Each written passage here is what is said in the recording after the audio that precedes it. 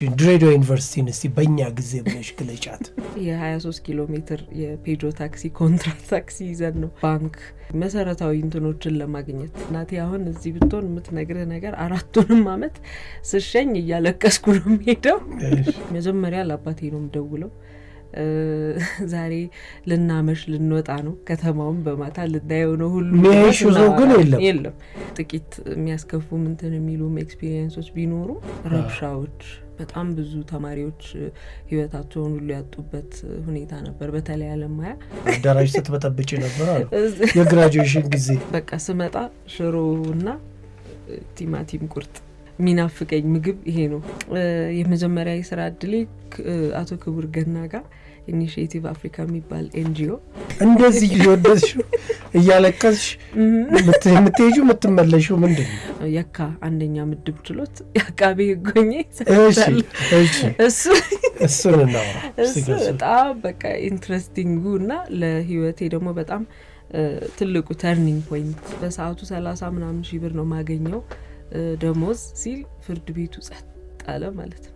ሀብታምም ሆነ ድሃም ሆነ ህይወት ይቀጥላል። ተከሰው የተፈቱ ልጆች ታስረው የተፈቱ ልጆች እኛ አሳሰረናቸው እንትን ያልናቸው ልጆች መንገድ ላይ እየጠበቁ ማስፈራራት። በጣም ብዙ ጎዳና ተዳዳሪዎች ማደሪያ የላቸውም። ክረምት ነው ዝናብ እና ሆነ ብለው ወንጀል ሰርተው 3 ወር የሚያስፈርደውን ወንጀል ያውቁታል። እሱን ሰርተው ይመጣሉ። እነዚህን ጉዳዮች አቻችለሽ የመሄድ ስብዕና ስለሌለሽ ነው ትተሽ ወጣሽ። ስለምን ሁለተኛ ዲግሪሽን በሰብአዊ መብት አያያዝ ሰራሽ? ጸጋ ታዬ የምትባል የሃይስኩል ቤስት ፍሬንድ ያለች አሁን አሜሪካ ነው የምትኖረው።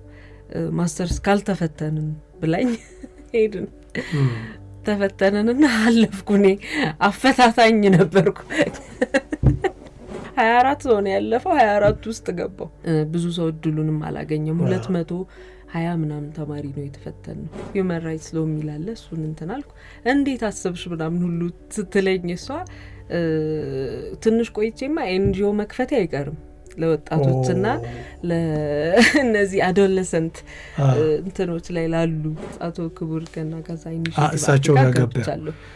ኢኒሺዬቲቭ አፍሪካ ፕሮግራም ኦፊሰር ሆኜ ነፍሱን ይማረውና ታደሰ የኢቲቪ ጋዜጠኛ ነበረ። ቅርብ ታደሰ ሚዛን ህይወቱ አልፏል። ክስ ካዘጋጀሽባቸው ኬዞች ውስጥ የትኞቹ ታስታውሻቸዋለሽ? የመጀመሪያውን ሴሜስተር እሱ ቱዊሽን ፊውን ጊፍት ሰጠኝ ከፈለኝ። በጣም በቃ ጉድ ላክ ምናምን ብሎ የህግ ተግባራዊነት ያንቺ ማንነት ውስጥሽ ያለው ሰብአዊነት የተፈታተኑሽ ሂደቶችን ነው። ትራፊክ ጥፋት ሲያጠፋ ቁም ይለዋል። እሱን ጥሶ ለመሄድ ሲሞክር ተሳስቶ ይመስለኛል እንግዲህ የኋላ ማርሽ ነው ለካ አድርጎ የነበረው። ይገጨዋል። ትራፊኩ አደጋ ይደርስበታል። የእሱ ክስ ተሰርቷል። በአንድ ቀን አንድ ተለቅ ያሉ እናት ናቸውና የጎረቤት ልጅ ነው ያሳደጉት። እንጨት ዛጋ ያገኘውን አጣና ከኋላቸው መቷቸው ግራ አይናቸው ፈሰሰ።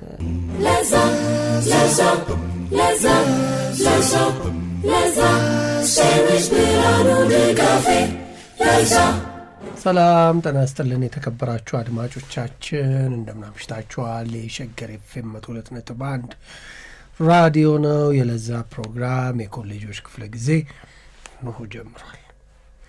ዛሬ እንግዳ አለን።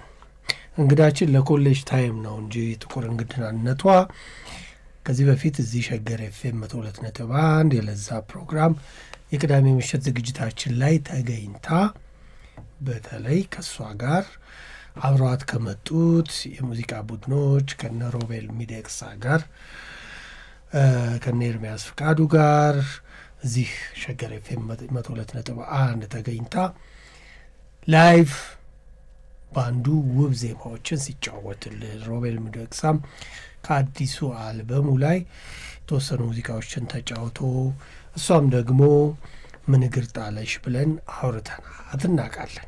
ታዲያ ያንን ዝግጅታችንን ስንጨርስ ወደፊት ከአንቺ ጋር ደግሞ ብዙ የምናወራቸው ቁም ነገሮች አሉ ብለናት ነበር። ዛሬ እሷን ጋብዘናታል። የአርቲስት ማኔጅመንት ወይም የአርቲስት ማኔጀር የሚለውን ጉዳይ ከዚህ ቀደም አንስተናል። እሱ ብቻ አይደለችም። ስትራቴጂክ ኦፕሬሽን ኤንድ ብራንድ ሊደር ነች። የዋዛ ክሪኤቲቭስ መስራችና ማኔጂንግ ዳይሬክተር ነች። የቲቪና የፖድካስት ሆስት ነች። የራዲዮ ፕሮግራም አቅራቢ ነች። ማርኬቲንግ ዳይሬክተር ነች። ኢንተርናሽናል ፕሮግራም አናሊሲስት ነች። ኢቨንት ኦርጋናይዘር ነች። ፕሮሞተር ነች። የእንግሊዝኛ ቋንቋ ኢንስትራክተር ነች። ይህ ሁሉ ነች። ይህቺ እንግዳችን ሜላት በላይነህ ትባላለች። ዛሬ ከሜላት ጋር በዚህ በኮሌጆች ክፍለ ጊዜ ልንጨዋወት ፈቀድንና ጋበዝናት። እሷም ደግሞ እናንተን አክብራ ጥሪያችንን ተቀብላ ስቱዲያችን ትገኛለች። እንኳን ደህና መጣሽ ሜላት። እንኳን ደህና ቆየኸኝ ብሬ። በጣም አመሰግናለሁ። ሁለተኛ ጊዜ ስንገናኝ ደስ ይላል። በጣም ደስ ይላል። ዛሬ ደግሞ ሌላ ሀሳብ ነው የምናነሳው። እስቲ እንደው የትምህርት ቤት ጉዞሽን ሃይ ስኩል፣ ኤሌመንተሪ፣ የዩኒቨርሲቲ ህይወትሽን በሱን ጀምር እስቲ። ምክንያቱም ኮሌጅ ታይም የሚለው ጉዳይ ስላለ ያንቺ የትምህርት ጉዞ ሂደት፣ ስኬት፣ እዚህ ደረጃ ላይ መድረስ የተጓዝሽባቸው መንገዶች መቼም ሁሉ አልጋ ባልጋ አይሆንምና ያጋጠሙሽ ፈተናዎች፣ እነዚህ ሁሉ ለሌሎች መነሳሳትን ይፈጥራሉ፣ ትምህርትን ይሰጣሉ ብለን ስለምናስብ ነው የጋበዝንሽ። ከሱ እናውራ። በጣም አመሰግናለሁ። በድጋሚ ቃልህን ጠብቀህ እዚሁ መቀበል፣ አንቺም ቃልሽን ጠበቅሽ። በጣም ነው የማመሰግነው ብሬ። የተወለድኩት እዚሁ አዲስ አበባ፣ እዚሁ ሰፈር አዲሱ ገበያ ሸገር ፓርክ ጀርባ ያሉ ሰፈሮች አሉ። አይ ዶንት ኖ 2 መደዳ እንደዚህ ጌትድ ኮምፓውንድ ነገር ቤቶች አሉ ቁልቁለቷ ላይ። እዛ ነው የተወለድኩት። ግን በደንብ ነፍስ ሳላቅ ወደ ገርጂ አሁን የቦሊ ሆምስ ጀርባ ወይ ፓርላማ ሰፈር ወደሚባለው ሰፈር ገባንና በቃ አብዛኛው የልጅነት ጊዜ እዛ ነው ያሳለፍኩት። ትምህርት የተማርኩት መዋለ ሕጻናት ቦንቦን የሚባል መዋለ ሕጻናት እዚሁ ሰፈር። የመዋለ ሕጻናት ዘመን ልጅ የቄስ ትምህርት ቤት አይደለም እዛ ነበር። አሁን ቦታው እንደዚሁ ሳየው አይ ዶንት ኖ የቱ ጋር እንደሆነ በእርግጠኛ ላስታውሰው ባልችልም ሰሜን ማዘጋጃች መስቀለኛው አካባቢ ይመስለኛል። አባቴ እንደዛ ይለኝ ነበር።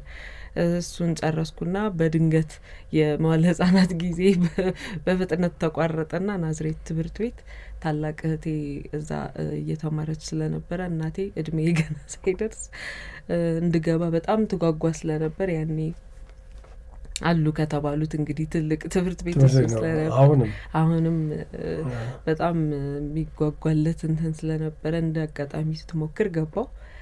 13 አመት የልጅነት ጊዜ ናዝሬት ትምህርት ቤት ነው ያሳለፍኩት፣ 0 ክፍልን ጨምሮ 13 አመት ሙሉ እንግዲህ አንድ አይነት ጓደኞች፣ አንድ ክላስ 90 የምንሆን ልጆች ይመስለኛል አንድ ላይ ተምረን አድገን ይሄ 10ኛ ክፍል ማትሪክ ምናምን ወደሚባሉት ነገሮች ያኔ 12 አለ የመጀመሪያው ባቾች ናቸው። ከዛ እሱን ጨርሰን ወደ ድሬዳዋ ዩኒቨርሲቲ በሰዓቱ ሴታፕ እየተደረጉ የነበሩ 13 አዳዲስ ዩኒቨርሲቲዎች ነበሩ።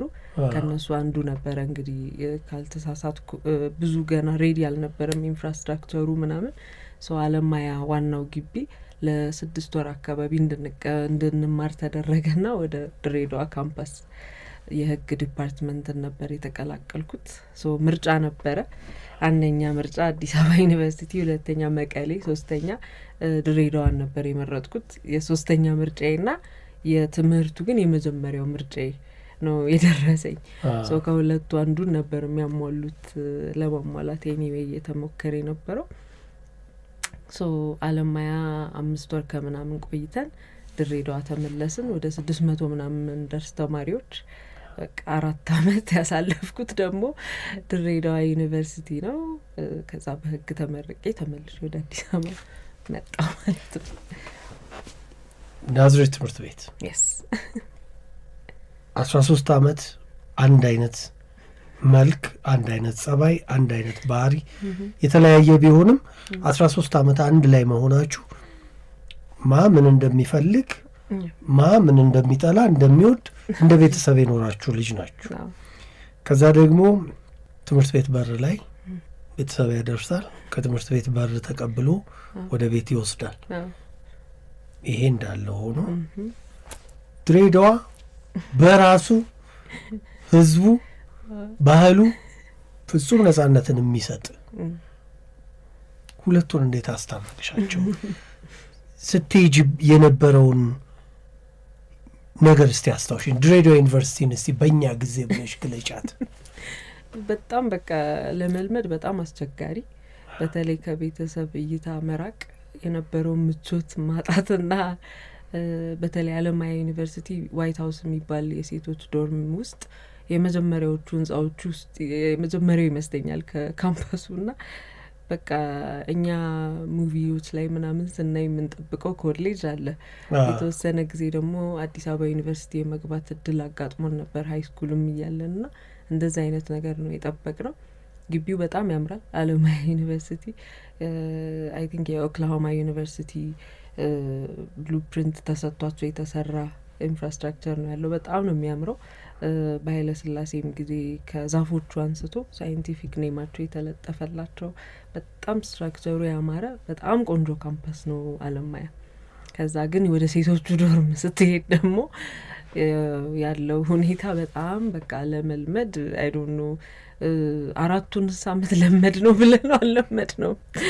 ኤቭሪ ታይም በቃ አዲስ ነገር ይመጣል እና እንዳልከው በቃ ይሄ እጃችንን ይዘው በመኪና እየተመላለስን እኔ እንጃ እንዲህ ፍሪደም ኖሮን በታክሲ እና እንትን ሁሉ ተመላልሰን የምናውቅበት ጊዜ የለም።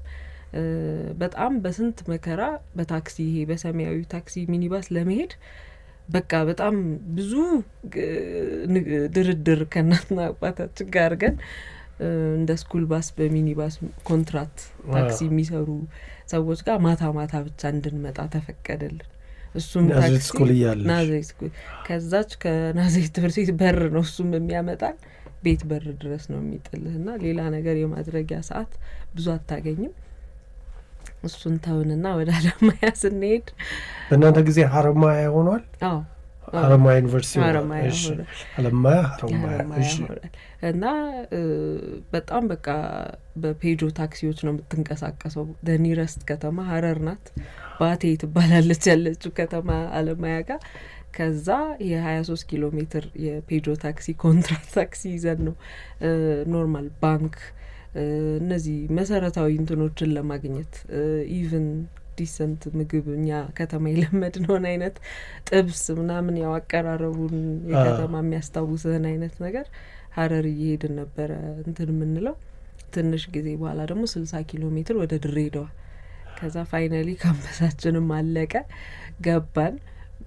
እዛ ደግሞ ስንገባ ድሬዳዋ ካምፓስ ስላላለቀ ነበር አሮማያ ዩኒቨርሲቲ ትማሪ ነበር። ከዛ እዛ ስንገባ ደግሞ የበለጠ ስትሬንጅ ነበረ። እዛ ደግሞ በጣም ሙቀት ነው። አለማያ በጣም ቀዝቃዛ ነው። ኢቭን ሌሊት ላይ -7-8 የሚደርስባቸው ጊዜያት አሉ። ዙ አለው ፓርክ በቃስ በጣም ቆንጆ ካምፓስ ነው። ድሬዳዋ ስንደርስ ግን ሙሉ ለሙሉ አሸዋ ነው።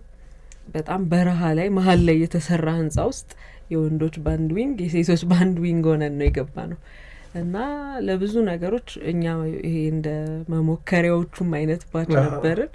ከዛ በቃ 4 አመት ከዌዘር ከተማሪዎች ጋር ዲል የማድረግ የካምፓስ የዶርም ልውውጥ። ከዛ እንዳልከው ቅድም 13 አመት የለመድነው ፊቶች አሉ።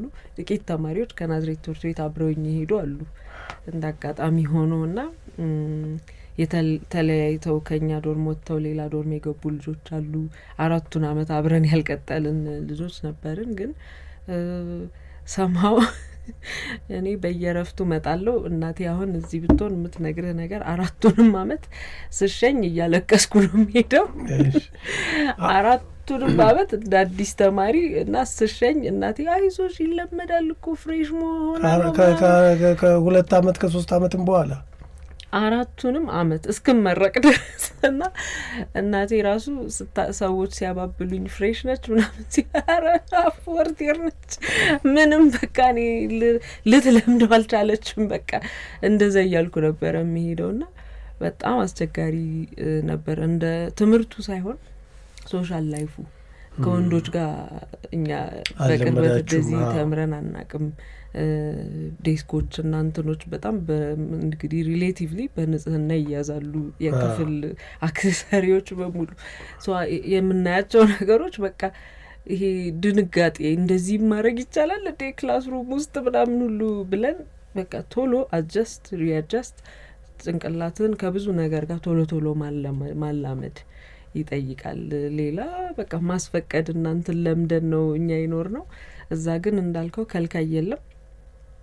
ሶ እናትና አባቴ የቤት ቤቢ ነው ቤቢ ራሷን ነው ያሳደገችው ነው የሚሉት። ምክንያቱም በጣም እንደ ቤስት ፍሬንድስ ነው የምናወራው እና ከቤተሰቦች ጋር እናትና አባቴ ጋር እና በቃ ኤቭሪ ታይም አዲስ ነገር ሲያጋጥመኝ መጀመሪያ ለአባቴ ነው የምደውለው። ዛሬ ልናመሽ ልንወጣ ነው ከተማውን በማታ ልናየው ነው ሁሉ ግን የለም ግን እየደወልኩ እያንዳንዱን ነገር ሪፖርት አደርጋለሁ። አፕዴትድ ናቸው። በቃ ማይ ዳድ ምን ይል ነበር በቃ ይሄ ዛሬ አጠገቡም ባልሆንም ሁሉንም ኢንፎርሜሽን ስለምነግረው አይጨነቅም እና በቃ እሷ ያለችበትን ነው የምትናገረው። ላመሽ ነው እንደዚህ እንትን አለ ወንዶች አሉ ሴቶች አሉ እንደዚህ ነው ፓርቲ ነው ምናምን ሙሉ ኢንፎርሜሽን ሰጥቼ ነው የሚሄደው እና ከትምህርቱም እንትን ቅርርባችን ከነሱ ጋር የነበረው ነገር በጣም በጥሩ ሁኔታ እንድንጨርስ ከረዳን ነገር አንዱ ነበር። ለእኔ የብዙ ሰው ኤክስፒሪየንስ የተለያየ ነው፣ ግን ላይፍ ሎንግ ሌሰኖች የተማርኩበት ቦታ ነው አደልትሁድ የሚለውን እና እንዳልኩ ይሄ የጀንደር ባላንሱ ራሱ በወንዶች ዶሚኔት መደረግ እኛ አልለመድንም። እንደፈለግ አውትስፖክና ክላስሩም ውስጥ ታወራለህ። ፕሬዘንቴሽን ሲባል ነርቨስ አትሆንም ቢካዝ ብዙ አመታቃቸዋለህ። ግን እዛ ስንሄድ የገጠመን ነገር በቃ ለካ እንደዚህም አይነት ባክሲትም መውሰድ ይመጣል አንዳንዴ እና በቃ ደስ የሚሉ ከሁሉም የኢትዮጵያ ክልሎች ከተሞች የመጡ ጓደኞች ነበሩ። እንዳልከው ጥቂት የሚያስከፉ ምንትን የሚሉም ኤክስፒሪየንሶች ቢኖሩ ኦቨርኦል ለምሳሌ ብጥብጥ፣ ረብሻዎች፣ በጣም ብዙ ተማሪዎች ህይወታቸውን ሁሉ ያጡበት ሁኔታ ነበር። በተለይ አለማያ ከ10,000 በላይ ተማሪ ስላለ የሆነ ሰዓት ላይ በፌዴራል ጁሪስዲክሽን ስር ይሁን ሁሉ ተብሎ ካምፓሱ ዓመተ ምህረቱ መቼ ነው? አምናት ሹር እኛ እዛ በነበርን ወቅት ነው እንግዲህ። ግን በቀድሞ ጠቅላይ ሚኒስትር ትእዛዝ እንትን ይደረግ ተባለ። ብቻ ጁሪስዲክሽኑ ለፌዴራል ፖሊስ ይሰጥ ተባለ። ደግሞ እኮ የዩኒቨርሲቲ ተቋማት የፖሊስም የጦር ሰራዊትም የምንም እንትን እንዲገባባቸው ራሱ አይፈቀድም ነበር እና በአንዱ ሳይድ ሀረማያ ሀይቁ ነበረ እና ደርቆ ሎካሎቹ ወደ ውስጥ እየገቡ ከተማሪዎች ጋር ግጭት መፈጠር ተጀመረ። ብዙ ጥፋቶች ይታዩ ጀመር ምናምን አሉና በዛ የተነሳ ለመጀመሪያ ጊዜ በቃ አርምድ የሆኑ መሳሪያ የያዙ ፖሊሶች ተበተኑ ምናምን መባል ሁሉ ተጀመረ እና በዛ ሰዓት 10 ምናምን አመት ሆኖ አይተህ የማታውቃቸው ነገሮች እና እንዲህ ሳይረን በቃ ይሄ ቴረር እንትኖች እና እኔ እናትና አባቴ ሲያወሩ በፊት አስታውሳለሁ። በቃ በደርግ ጊዜ እንዲሆነን ስንሮጥ ቤት ዛሬ ትመጣለች ወይ ሲባል ምናምን የሚባል ነገር ትሰማለና እነሱ ሊሆን ነው እንዴ? በቃ ይሄ በጣም አስጨናቂ ጊዜዎች ነበሩ። የምናውቃቸው ልጆች ራሱ ህይወታቸውን ያጡበት ጊዜ ነበር። የተደፈሩ ሴት ተማሪዎች ብዙ ብቻ መልካም ያማልላቸው ውስጥ በጣም ብዙ እንትን ትተው የሚያልፉ ነገሮች አሳልፈናል እንደ አንድ ባች። ግን ኦቨርኦል አሁን ካለው ኤክስፒሪየንሶች ጋር ሳይ ወንድሜ ጋር አሁን ትንሽ ወንድሜ 23 አመቱ ነው። እሱ ቢያያቸው ኖሮ ብዬ ደግሞ የምመኝለት ነገሮች ግን አሉ፣ ያመዝናሉ እነሱ ጥሩዎቹ ነገሮች ህዝቡ ድሬዳዋ እኔ ውስጤ አይ ዶንት ኖ ኢን ማይ አዘር ላይፍ ድሬዳዋ ሰው ነበርኩ መሰለኝ ሁሉ እስክል ድረስ። ምክንያቱም አንደኛ ኔቲቮቹን ይመስላል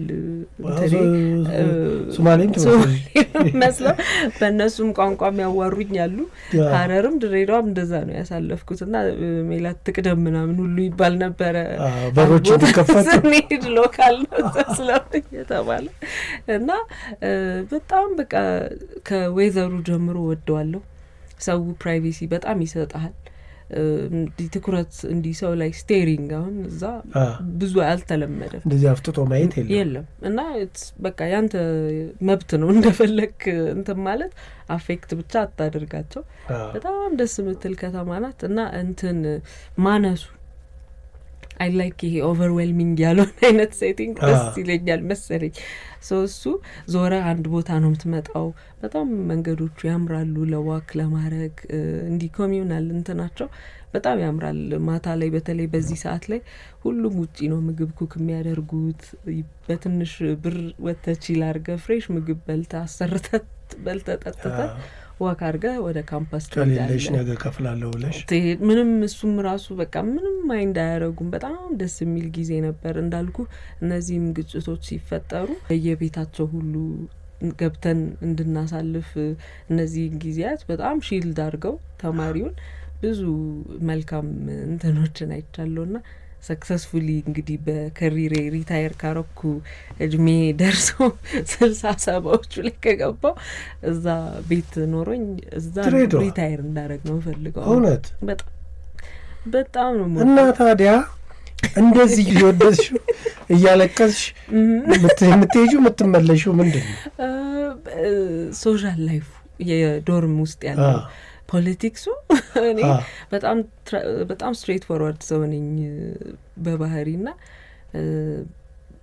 ሁለት ኤክስትሪሞች ነው የሚታዩኝ፣ ወይ መግባባት ወይ ያለ መግባባትና ፕሪቴንድ ማድረግ የሚለው ነገር በጣም በቃ ኖቲስ ማድረግ ጀመርኩኝ።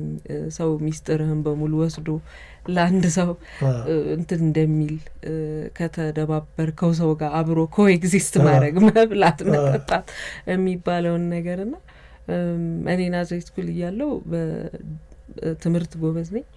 አሁን ዲስቲንክሽን ተመራቂ ነሽ። በክብር ነው የተመረቅሽው? በክብር ነው የተመረቅኩት። እንደውም አዳራሽ ስትበጠብጭ ነበር አሉ የግራጁዌሽን ጊዜ።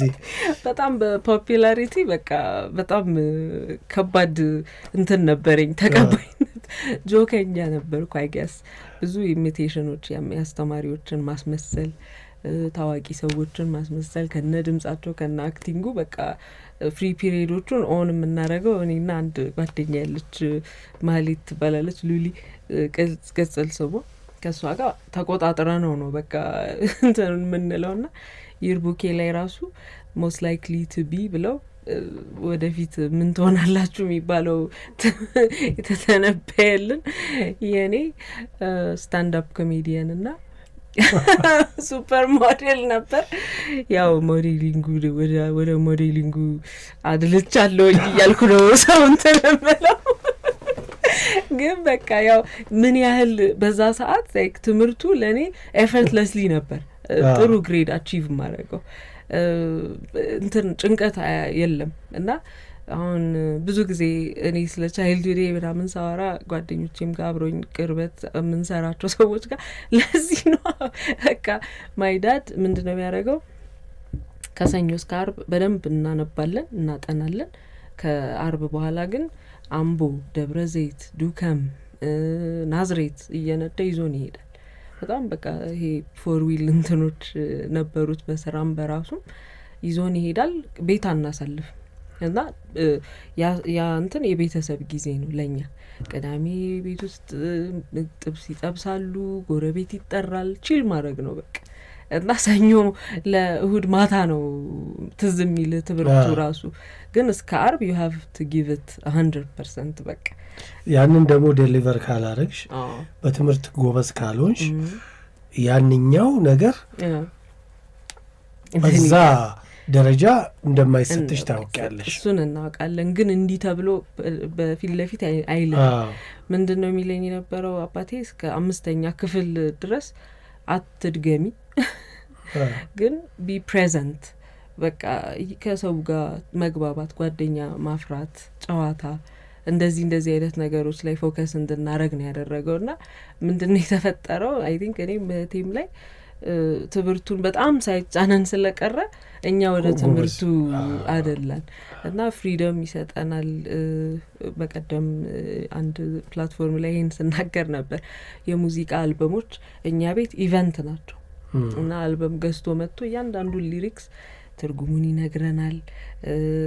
ምንድነው ምን ማለት ነው ይሄ ከሌ አልበም ወጥቷል፣ በቃ ብዙ ትኩረት ሰጥተነው ነው የቤተሰብ ጊዜ የምናረገው እሱንና እነሱ ነገሮች ወደ ምን መጡ። ድሬዳዋ ሆኜ ልክ አርብ ሲሆን እኔ የዊኬንድ ቫይብ ውስጥ ነው ምገባው እና በቃ ቁምጣዬን ምናምን አደራርጋለሁ፣ ጸጉሬን ፍሪዝ አድርጌ ምናምን በቃ አርብ ኮሌጅ ናይት የሚባል ፓርቲ ማዘጋጀት ጀመርን። የራሳችንን ኮሚዩኒቲ ሰበሰብን። ቢካዝ ቅዳሜ ሎካሎቹ ፓርቲ ያደርጋሉ ከተማው ላይ። ሶ አርብ የራሳችንን ነገር ክሬት አደረገ። ሶ ሜቢ ወደ ኋላ ወደ ኢቨንቱ ላይ ስትመጣ ከዚህ በመነሳት እንደገና እናትና አባቴ ደግሞ በጣም ጥሩ ሆስት ናቸው። ሰው መጋበዝ፣ ቤት ውስጥ ሰው አይጠፋም ምናምንና እዚህ ተቀላቅለው ነው አሁን ያለችው ሜላት የተፈጠረችው። ከሞላ ጎደል በጣም አሪፍ ኤክስፒሪየንስ። ግን አንድ ነገር እዚህ ጋር እናንሳ። ከሴቶች ጋር ብቻ መማር ጥቅም ነው ጉዳት ነው? በጣም ሰብጀክቲቭ እንትን ነው። ግን እንዲሁ ጠቅለል አድርጌ ለመመለስ ለእኛ እኔ ባለፍኩበት መንገድ ጥቅም ነው። ምክንያቱም ምንም ነገር እንደማይገድብህ ቅድም እንዳልኩህ በነጻነት በችላለሁ ባይነት በፊዚካሊም ብዙ ልዩነት ሳይኖር አቺቭ ማድረግ የምትችለው ነገር ፓር ሌቭል ላይ ነው። እነሱን እያወክ ማድረግ ብዙ የናዝሬት ትምህርት ቤት ተመራቂዎችን ካየህ በተለይ እኛ ታላላቆች በእኛም ባች ያሉ ልጆች አሁን ከኛ በታች የሚመጡት በጣም ትልልቅ ቦታዎች ላይ ደርሰዋል። ማለት ያ አለመገደቡን ፊሊንግ ምንም 100% በምንም አልቀይረውም። እሱን ፓርት ተምሬበታለሁ። ግን በኋላ ላይ ያመጣው ነገር ምንድነው? መፍራት ሜቢ ቆይ ይሄኛው ቦታ አይደለም እንዲህ ለማለት ምናምን የሚሉትን ስሜቶች በኋላ ላይ እያወካቸው ትመጣለህ። ያ ነገር ሲጠፋ ማለት ነው። ምንድነው ሰጀስት ማድረገው የነበረው አይ ቲንክ ጥሩ ውጤት ያመጣን ልጆች በእኛ ባች ላይ አይሲኤስ አፍተር ስኩል እንማር ነበር፣ እንሄድ ነበር 2-3 days a week አይሲኤስ እንሄድና አሜሪካን ኢንተርናሽናል ስኩል ኮሚዩኒቲ ስኩል እንሄድና አፍተር ስኩል ወንዶችም ከሴንት ጆሴፍ ከተለያዩ ፕራይቬት ስኩሎች የመጡ ልጆች ጋር እንገናኝ ነበረ። ከዛ ውጪ ደግሞ እኔ እንዳልኩ አባቴ ትልቁ ሜንቶሬ ነው በህይወቴ እና ሜቢ በጣም ስትሬንጅ ሊሆን ይችላል እንግዲህ ብዙ ወላጅ ሊያደርገው ይችላል ብዬ በዛ ሰዓት አላምንም።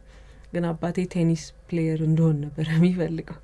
ቴኒስ ግራውንድ ቴኒስ እንድጫወት ነበር የሚፈልገው። ሴሪና ዊሊያምስ አባት ማለት ነው። ኤግዛክትሊ ልጆቹን ከህጻንነታቸው ጀምሮ ኮትኩቶ እና በጣም አትሌቲክ ነበርኩኝ።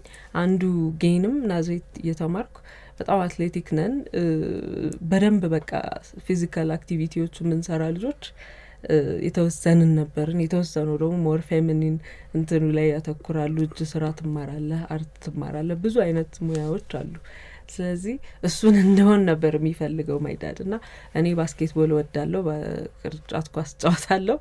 ምንድነው ፊዚካሊ የሚያገፋፋ ከሰዎች ጋር እንትን ውስጥ የሚከት ነገር ከምትጫወቺ ብሎ እዚህ ጊዮን ጀርባ ቴኒስ ክለብ ሚሳውት አላደረግንም የሚለውን ልነግርህ ነው። እዛ ይወስደናል እና እሱ ያንን ፍሪደም ይሰጣል። ተመልሶ ነው የሚመጣው። ይሄ አባቴ እያየኝ ነው አለ ምናምን ብለህ አይደለም። ፍሪደሙን ይሰጠናል። ሶ ወንዶቹ ያሰለጥኑሃል እንትን ማለት ለምደናል። ሴት ኢንጌጅመንት ለምደናል። በኋላ ላይ ሻላ 17 ቀበሌ ባስኬትቦልም ቴኒስም ክረምት ሙሉን እዛ ነው የምናሳልፈው የነበረው። ሶ ከወንዶች ጋር እንትን ብለናል። 1 አመት ደግሞ ካቴድራል የክረምት ተምሬያለሁ። እሱን ይፈልግ ነበረ አባቴ በኋላ አዲስ እንዳይሆንባችሁ ሚስ ያረክሽው ነገር የለም። አዎ የተሻለ ነው የተሻለ እሱ ጥሩ እንትን ሰጥቶኛል። ግን በኋላ ላይ ካምፓስ ገብተን ስናየው በቃ በጣም ታይዲነስ ምን ያህል ፕሪቪሌጅ እንደነበርን ገባን። ንጹህ ኢንቫይሮንመንት መፍጠር መቻል ራሱ ትምህርት ቤቱ የሚሰጥህ አለ፣ ግን ሜንቴን ማድረግ እሱን እንደ ኮሌክቲቭ ኤፈርት አይደል። አንድ ክላስ የሁሉም ሰው ሬስፖንሲቢሊቲ ነው። እሱን አጣን። ከዛ ኬርለስ እየሆንክ ትመጣለህ ማለት ኮፓፕ ማድረግ አለብሽ አለው ሁኔታ ጋር ይለምዳል። ከዛ ደግሞ አውትካስትም ትሆኛለሽ። እንትን በቃ ማነች ይባላል። ምንድነው እናንተ የምታካብዱት ምናምን ትባል። ግን ደግሞ እንደኔ ኤክስፒሪየንስ ነው ባይ ነኝ። በጣም ያንኛውን ህይወት አይተሽዋል ሁሉንም ነገር። እዚህኛው ደግሞ ዶርም ውስጥ ስንት ነበራችሁ? 6 ከ6 ሰው ጋር መተኛት፣ የ6 ሰው ባህሪ መልመድ፣ መግባባት መቻል በጣም አሁን እሱም ራሱ አንድ እንትን ነው። 13 አመት አብረህ መኖር ማለት 9 ሰዓት ትወሰዳለህ ጠዋት ትገናኛለህ ነው። ያንኛው ግን አብሮ መኖርና እየተለያዩ በየቀዱ ለ6 ለ7 ሰዓት መገናኘት የተለያዩ ነገሮች እንደሆኑ ተምረንበታል። የራሴንም ባህሪ በጣም በቃ ከሰው ጋር እኔ ኮኤግዚስት ማድረግ እችላለሁ በጣም ተግባቢ ነኝ ብለህ ታስባለህ። ግን ኢንትሮቨርት ፓርት እንዳለኝ እያወቅኩ የመጣሁት እንዳልከው ለ6 ሼር ማድረግ ሲመጣ ለካ ፍሪደም ለብቻ ማሰቢያ ሰዓት ይናፈቃል፣ ይፈልጋል፣ ያስፈልጋል እንደዚህ አይነት ጊዜ የሚለውን ታስባለህ። እና እንዳልከው አንድ ነገር ያው ሲወሰድብህ ነው ሞር እንትሉ የሚገባ። ግን ከነበረን በጣም ህጻናት ነበርን። አሁን ሳስበው እንዴት ነው ራሱ አምነውን እንደዛ የተፈቀደልን። ቢካዝ እኔ ራሴ ልጅ እናት ሆኜ ሳየው መቼም በቃ አይ አሁን አድጓል የምትልበት እንትን አይደለም። በቃ በጣም we did a good job ብዬ ነው ማስበው። ቢካዝ ማንነትን ሳትረሳ አላግባብ እንትኖችን ይሄ ሱስ ውስጥ ሳትገባ መጥፎ እንትኖች ውስጥ ሳትገባ መመለስ መቻል በራሱ እናቴ ዲግሪው ለሱ ነው የምትለው ሁሌ።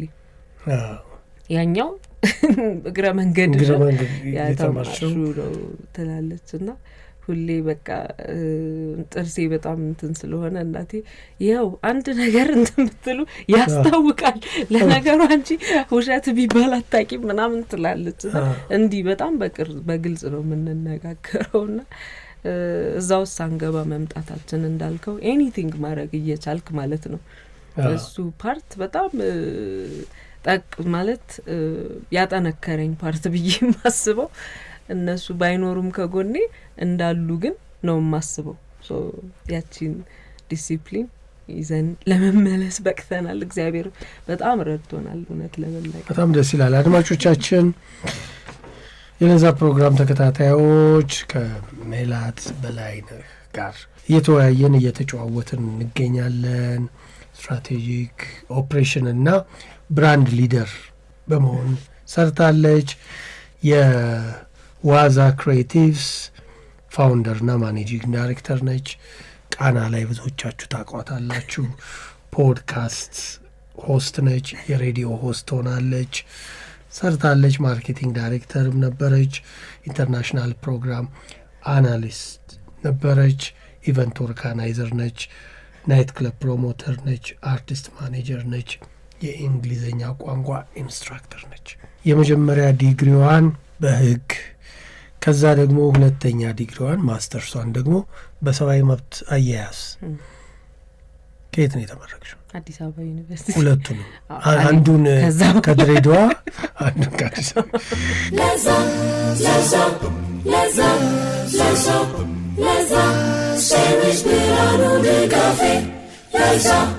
ድሬዳዋ ዩኒቨርሲቲ። ከድሬዳዋ ዩኒቨርሲቲ በኋላ ተመረቅሽ፣ ግራጁዌት አረግሽ። ከዛ ከድሬዳዋ ዩኒቨርሲቲ በኋላ ወዴት ሄድሽ? ድሬዳዋ ዩኒቨርሲቲ ጨረስኩኝ። ግራጁዌሽን እንትን ብለን ወደ አዲስ አበባ ተመለስ። ያው ስራ የመፈለግ ዘመቻ ነው የተጀመረው። እኛ ቤት ግን የማገገሚያ ጊዜ ተሰጥቶኝ ነበር። ስንት አመት? 3 ወር የሚሆን 3 ወር። እሺ በቃ ስመጣ ሽሮና ቲማቲም ቁርጥ ሚናፍቀኝ ምግብ ይሄ ነው። በቃ እንዴት እንደሆነ አላውቅም። እሱ የተደረገልኝ የሞራልም እንትኖች አሉ፣ ብዙ ትራውማታይዚንግ ነገሮች ስለነበሩ በተለይ ወደ መጨረሻው ላይ ከትምህርቱም ጫና አንጻር በዛ እድሜ እንግዲህ አሁን ሳስበው ነው እምደነግጠው። በሰዓቱ ኖርማል ነው እንትን ትላለ።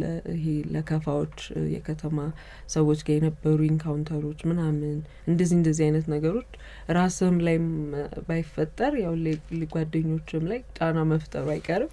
ረጅም እንትኖች አሉት። እሱን አልፈን እንትናልን ቤት ተቀመጥኩኝ። ከዛ በኋላ በጣም እድለኛ ነኝ ስራ ላይ። በነገራችን ላይ ብዙ ጉልበትም የማላወጣው ደግሞ እኔ ነኝ ከባቾቼ። ደግሞ ስታየው በጣም ብዙ አልጨነቅበትም። ግን የመጀመሪያ የስራ እድሌ አቶ ክቡር ገና ጋር ኢኒሺዬቲቭ አፍሪካ የሚባል ኤንጂኦ የፕሮግራም ኦፊሰር ሆኜ። እንዴ ከዛ በፊት በህጉ አልሰራሽበትም? ኢንተርንሺፕ ሰርቻለሁ። የካ አንደኛ ምድብ ችሎት የአቃቤ ህግ ሆኜ ሰርቻለሁ። እሱን እናውራ። እሱ በጣም በቃ ኢንትረስቲንጉ እና ለህይወቴ ደግሞ በጣም ትልቁ ተርኒንግ ፖይንት የምለው ጊዜ እሱ ነበረ እና መገናኛ አካባቢው ከብሪቲሽ ኤምባሲ ወረድ ብሎ ነበረ የካ ምድብ ችሎት። እሱ ጋር ተገባሁኝ።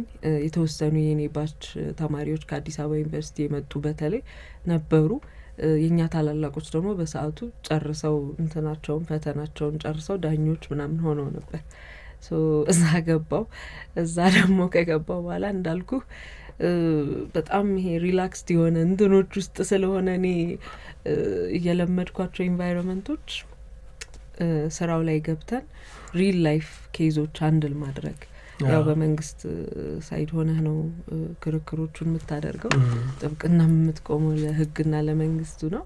በዛ ሰዓት የነበረው የካዛ ሰፈር እና ወደ ላይ ወደ ጋራው አካባቢ ያሉት ቤተክርስቲያኑ ቤተመንግስት እና አሁን እየተሰራበት ኤምባሲዎቹ ጀርባ የነበሩ ሰፈሮች ምናምንና ብዙ ጊዜ ይሄንን የማየት እድል አታገኝም። እንዳልኩ የተወሰነች የተገደበች ቦታ ላይ እስካደክ ድረስ ማለት ነው። እና የሚያጋጥሙ የነበሩ ኬዞች ለእኔ በጣም አንቤረብል የሚባል አይነት እየሆኑ መጡ። አስጨናቂ ናቸው በጣም። በባህሪ ኤምፓቲ አለኝና ይሄ ለምሳሌ አንተ ጉልበትን አሞ እዚህ ጋር እንዲህ ብለህ ብትወድቅ እናንተን ብትል እኔ ያኛውን ጉልበት ራሱ ያመኛል።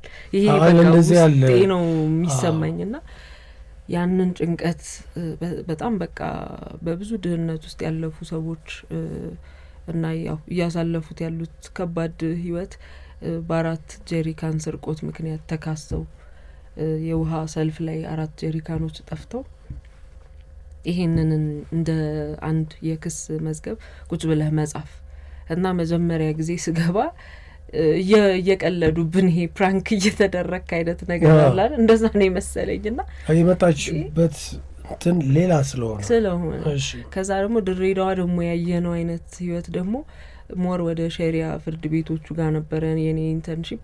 ይሄ እና አይነት ላይፍ ስታይል አላየ ነው እና በጣም በቃ ሾኪንግ ነበረ። ብዙ ቴፍቶች በተለይ ይሄ ትንንሽ ስርቆቶች በየመንደሩ የሚካሄዱ ስርቆቶች ነበሩ እንደ መጀመሪያ ስራ ይሰጡን የነበሩትና የጎረቤት ልጆች ያሳደጓቸው የምትላቸው ትልልቅ ሰዎች ጎረቤቶች ላይ የሞባይል ስልክ ስርቆቶች ለመፈጸም ፊዚካሊ በጣም ጎድተዋቸው እነዛን ሰዎች ሲናወራቸው እነሱ ኬዞች አሁን ካየሻቸው ኬዞች ውስጥ ክስ ካዘጋጀሽባቸው ኬዞች ውስጥ የትኞቹ ታስታውሻቸዋለሽ?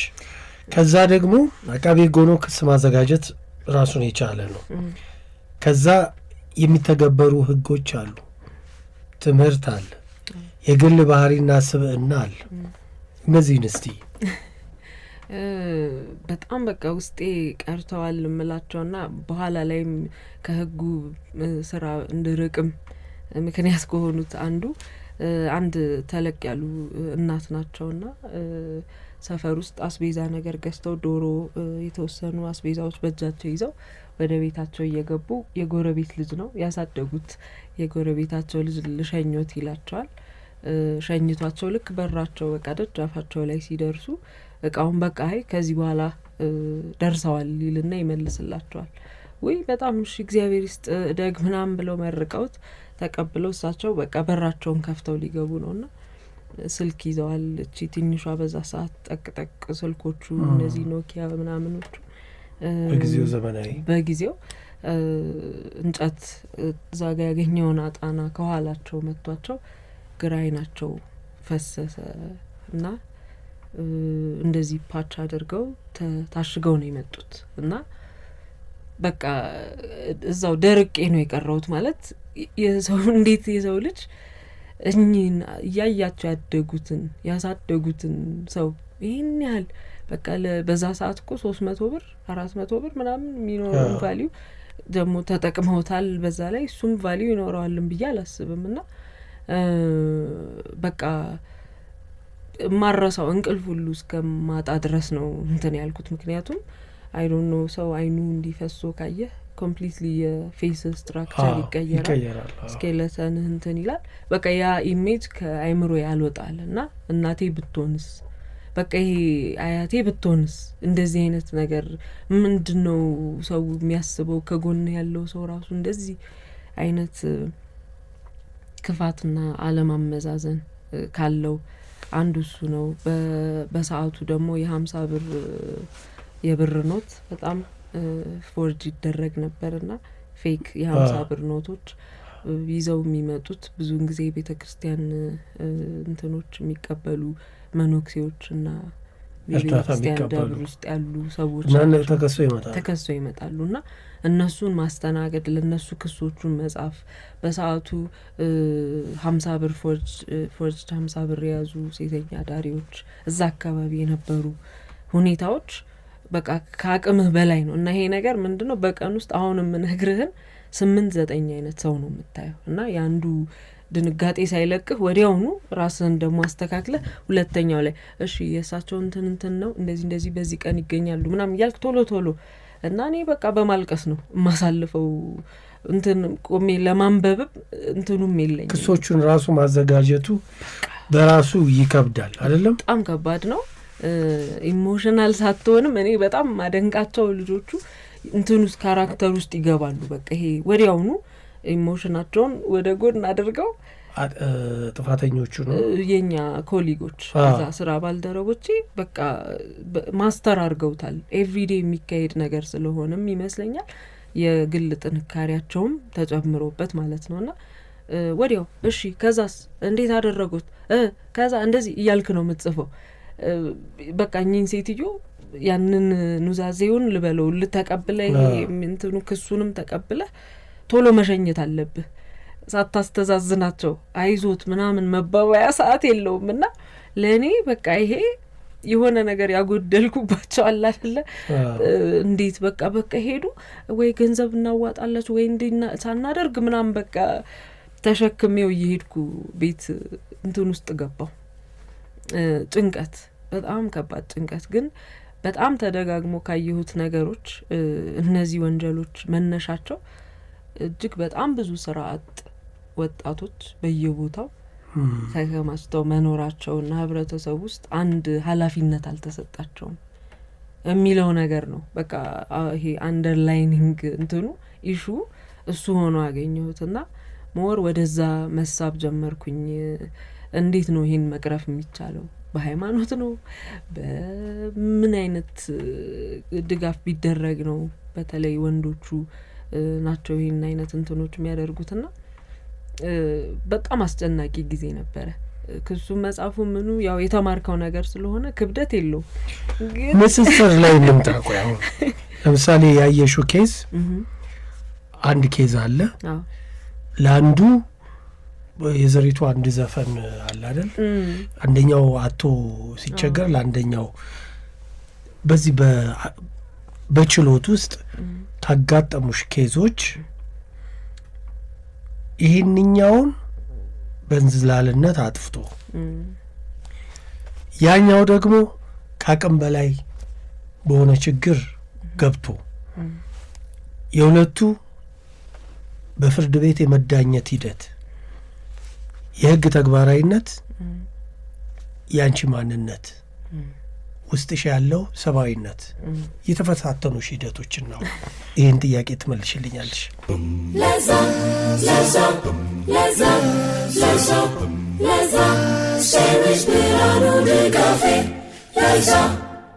ይሄ ለንጽጽሩ ምንም በቃ ጀምሬ ምተውም የለም እውነት ለመናገር እና እንዲሁም እናቴ የዚህ የፍርድ ቤት ታሪክ 6 ወር የቆየሽ ሳይሆን 6 ዓመት ነው የሚመስለው ሁሉ እያሉ ይስቃሉ አያቴ ነፍሱን ይማረውና በቃ ቤቢ ከመጣች አውሪልኝ እስቲ ዛሬ ችሎቱ እንዴት ነው ምናምን እያለ ይጠይቁኝ ነበር። በዚህ ይዝናኑ ነበርና ለንጽጽር እንደዚሁ ያለንበትን ይሄ ሳይኮሶሻል ሜካፕ በተለይ የተረዳሁባቸው ኢንሲደንቶች አንድ የአንበሳ አውቶቡስ አሽከርካሪ ናቸው። እዛው ተቀጥረው የሚሰሩ አባት ናቸው ትልቅ እና ዩተርን ሲያደርጉ አንድ መንገድ ላይ በሰዓቱ ቶዮታ ኮሮላ መኪና አዲስ ነበረ።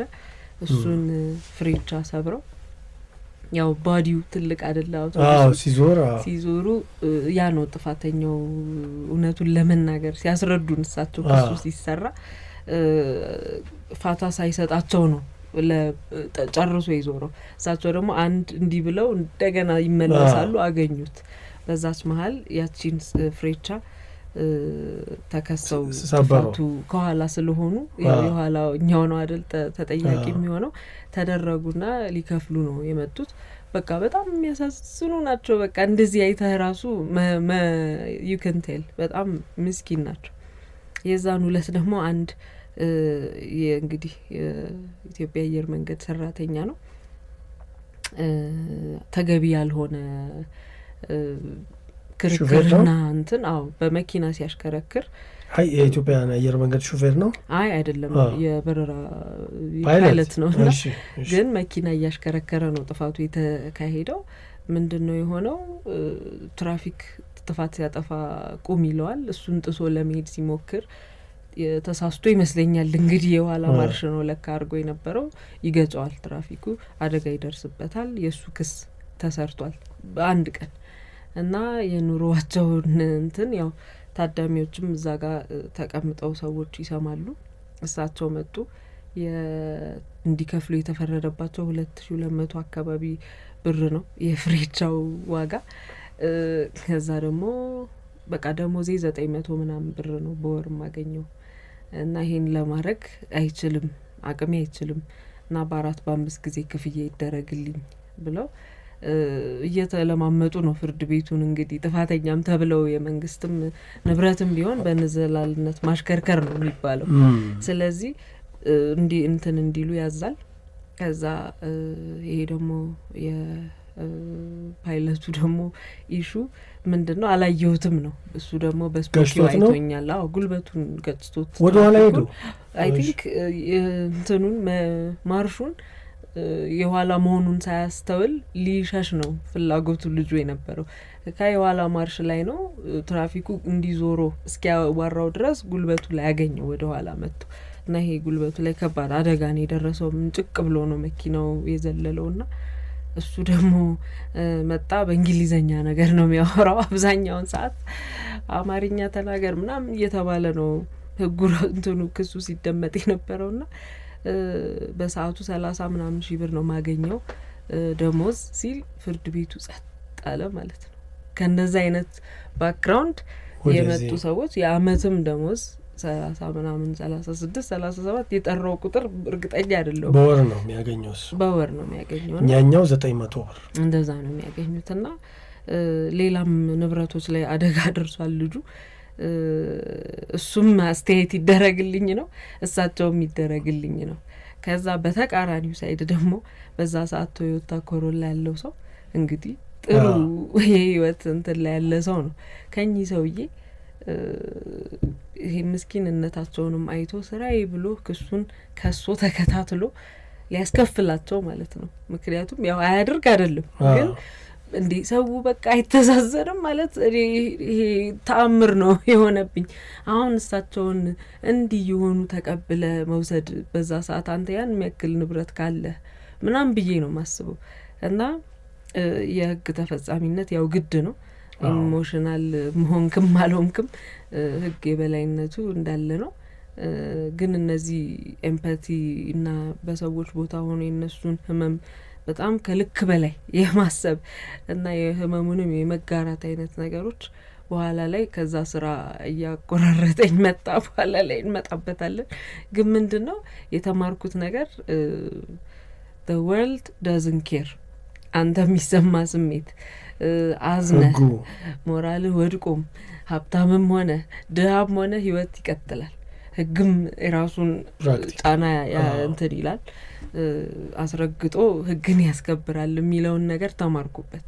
ከዛ በኋላ ግን በቃ እንዳልኩ ቤት ስትሬስ ይዤ መምጣት ጀመርኩ። የሚያስቁም ነገሮች እንዳሉ ሆኖ ጭንቀትም እያስኩ መምጣት ጀመርኩ። መንገድ ላይ ለከፋዎች መብዛት ጀመሩ። ተከሰው የተፈቱ ልጆች፣ ታስረው የተፈቱ ልጆች፣ እኛ አሳሰረናቸው እንትን ያልናቸው ልጆች መንገድ ላይ እየጠበቁ ማስፈራራት ምናምን አይነት ነገር አለ አይደል? በቃ ማይነር እንትኖች ናቸው። ህጉም ከለላ አይሰጥም። እሱን አየን። ከዛ ደግሞ ክረምት ሊጠጋ አካባቢ ነበርና በጣም ብዙ ወንጀሉ በቃ ምን ልበልህ በእጥፍ ተበራከተና እንዲ ኦቨርዌልሚንግ በቃ አንድ ክፍል ውስጥ ቀኑን ሙሉ እጅህ እንትን ስኪል ነው የምትጽፈው። ምንድነው አሁን ምን ተፈጥሮ ነው ምናምን ስንል በጣም ብዙ ጎዳና ተዳዳሪዎች ማደሪያ የላቸውም። ክረምት ነው ዝናብ እና ሆነ ብለው ወንጀል ሰርተው 3 ወር የሚያስፈርደውን ወንጀል ያውቁታል። እሱን ሰርተው ይመጣሉ። እና እሱን ስሰማ ምን አይነት አገር ላይ አሜሪካን ሀገርም አለ ታውቂያለሽ? አለ በቃ እኛ ግን ይሄንን ቤተሰብ እንዳናይ ወር ደግሞ ማለት እንዳናይ ለማለት ይከብደኛል። ግን አትገናኝም ከእንዲህ አይነት ችግሮች ጋር እኛ ባለን የህይወት መንገድ ማለት ነው። እና እሱን ስናቅ ልክ እሱን ሳውቅ በበኩሌ በቃ ለመጀመሪያ ጊዜ እዚህ ሀገር እንደመጣ ሰው አለ አይደል? እንደዛ ነው የተሰማኝና ቅድም እንዳልኩ የሁሉም አንደርላይንግ ፕሮብሌም ዋገን በቃ ለነዚህ ልጆች ስራ፣ ትምህርት እንደተባለው ይሄ ቮኬሽናል ስኪሎች አለመኖር፣ የስራ እድል አለመመቻቸት፣ ሶሳይቲው ያንተ ቦታ እዚህ ጋር ነው ሊላቸው አለመቻል እንደሆነ እረዳለሁ። ከበፊቱም ችግሩን የሚያመጣው እነዚህ ልጆች መሄጃ ቢኖራቸው ሰፈር ውስጥ ቁጭ ብለው አይውሉም። ገንዘብ እንዴት እንደሚሰራ ሳይሆን ቀላሉን አማራጭ ወንጀል እንትን ያለ አማራጮችን ነው የሚወስዱትና ይሄንን አየሁ። ከዛ በኋላ ነው እንግዲህ የኤንጂኦ የአቶ ክቡር ገና ጋር ያልከው የስራ ስለዚህ አሁን የመጣ እነዚህን ጉዳዮች አቻችለሽ የመሄድ ስብዕና ስለሌለሽ ነው ትተሽ የወጣሽው ሙሉ በሙሉ። ይህንን ካደረግሽ ታዲያ ስለምን ሁለተኛ ዲግሪሽን በሰብአዊ መብት አያያዝ ሰራሽ? ማስተርስሽን የሰራሽው በሰብአዊ መብት አያያዝ ነው። እሺ ትንሽ ላክና ድፍረት በሚል ልመልስልህ ጥያቄ። ቅድም እንዳልኩ እኔ አልሟሟትም እንደው አሁን እውነቱን እንነጋገር ተብሎ ስራ ይሄ ትምህርት ለማመልከት ማስተርሴን ለመማር ምናምን ጸጋ ታዬ የምትባል የሃይስኩል ቤስት ፍሬንድ ያለች አሁን አሜሪካ ነው የምትኖረው። ማስተርስ ካልተፈተንን ብላኝ ሄድን። ተፈተንንና አለፍኩ። እኔ አፈታታኝ ነበርኩ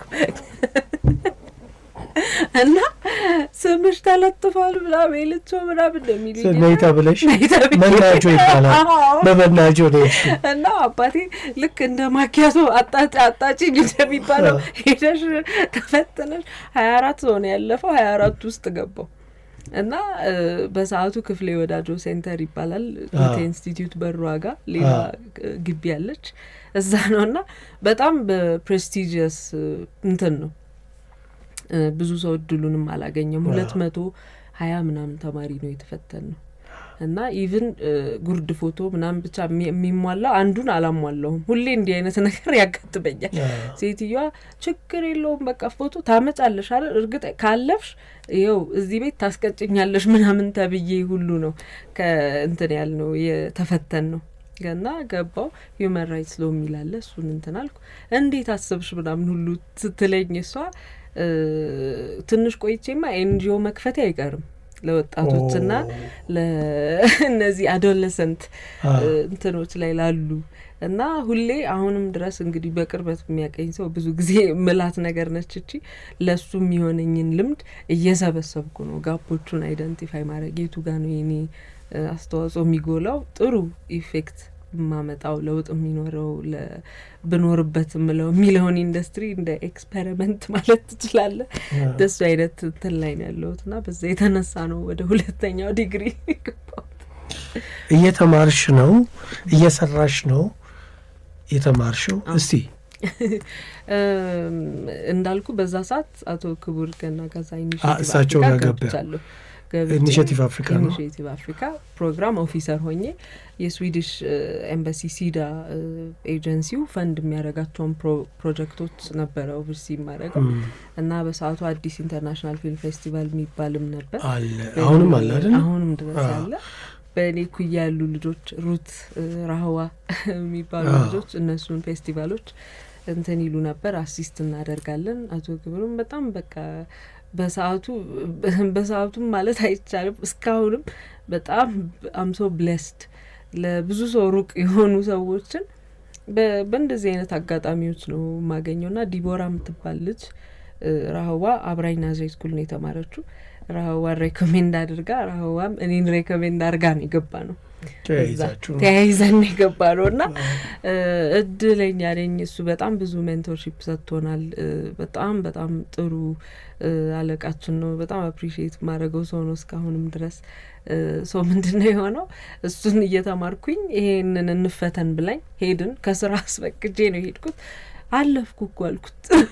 ከዛ የመጀመሪያውን ሴሜስተር እሱ ቱዊሽን ፊውን ጊፍት ሰጠኝ ከፈለኝ።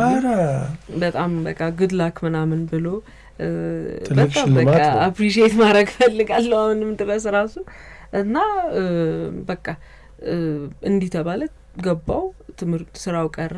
የሙሉ የቀን ትምህርት ስለነበረ ፉል ታይም ተማሪ ሆንኩ እና ተማሪም ሲሆን እንደገና ድሬዳዋም ቆይቼ መጥቼ አሁንም አባቴ እየወሰደ ነው እንትን የሚለኝና ምስካይ ትምህርት ቤት ጋር በቃ እዚህ ጋር ጣለኝ ልጆቹ እንዳያዩኝ ውስጥ ስገባ ከሱ ጋር ስመጣ ምናምን ሁሉ አሁንም ገና ምታክል ሴት ወደ ኪንተር ካርተን እየሄደች ነው እና በቃ ሁሉ ነገር ሲፈጠር ባቢ ነው በቃ ካፌ እንትን ብለን ብራነሰን ባቢ ለሁሉ ነገርና እሱን እንትን አልኩኝ።